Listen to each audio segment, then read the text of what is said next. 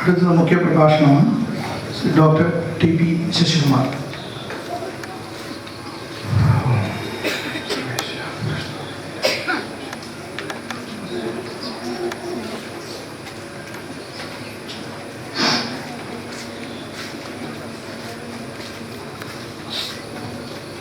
ഇന്നത്തെ യോഗാധ്യക്ഷൻ നാരായണേട്ടൻ, ബാക്കി ഇവിടം വിട്ട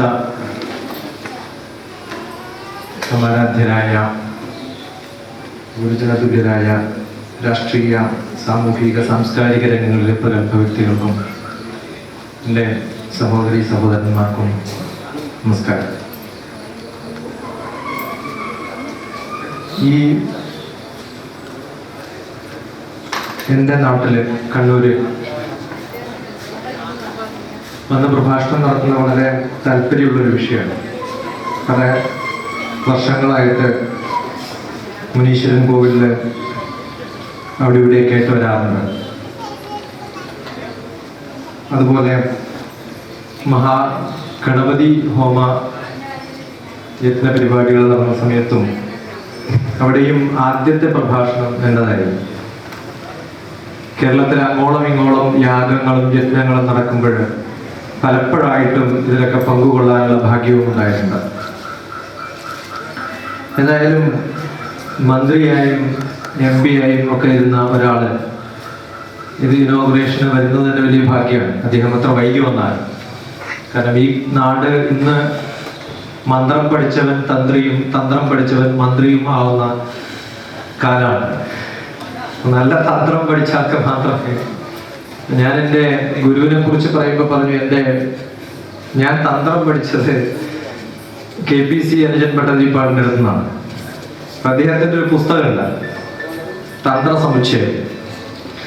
അപ്പൊ ഇത് കേരളത്തിലെ വെളിയിൽ ആരോടോ പറഞ്ഞ സമയത്ത് ഈ തന്ത്രത്തെ കുറിച്ച് എഴുതിയ ആളാണെന്ന് പറയുന്നത് ഇതെന്തോ ഒരു മാജിക് പരിപാടിയാണ്. കാരണം കേരളത്തിന് പുറത്ത് തന്ത്രം എന്ന വാക്ക് പറഞ്ഞാൽ കുബുദ്ധി എന്നാണ് അർത്ഥം.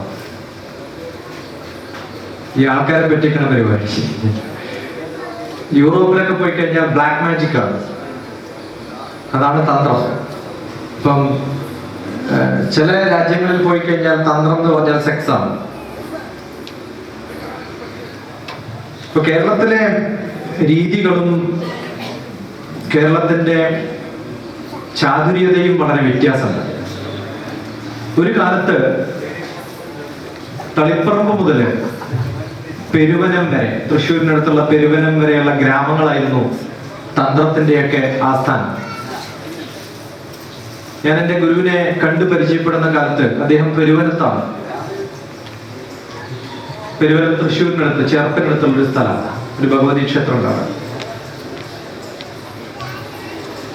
ശിവക്ഷേത്രത്തിലെ തന്ത്രിയായിരുന്നു. പെരുവനം ക്ഷേത്രം ശിവന്റെ ക്ഷേത്രമാണ്. മാടത്തപ്പൻ എന്നാണ് പറയുന്നത്. ശിവപ്രതിഷ്ഠ മരത്തിന്റെ മുകളിലാണ്. അതിനു ചുറ്റും ക്ഷേത്രം ഉണ്ടാക്കുക ചെയ്തത്. തൊഴണമെങ്കിൽ മരത്തിന്റെ മുകളിൽ കയറണം. അപ്പൊ മരത്തിന്റെ മുകളിൽ കയറാൻ പറ്റാത്തവർക്ക് കയറാൻ വേണ്ടിയിട്ട് ചുറ്റും അമ്പലം പണിയാ ചെയ്തത്. അപ്പൊ സ്റ്റെപ്പ് കയറി മുകളിൽ പോയാൽ മരത്തിന്റെ മുകളിലിരിക്കുന്ന ശിവനെ കാണാം. അതിന് കുറെ ഐതിഹ്യങ്ങളുണ്ട്. അതാണ് പെരുവനം ക്ഷേത്രത്തിന്റെ പ്രത്യേകത.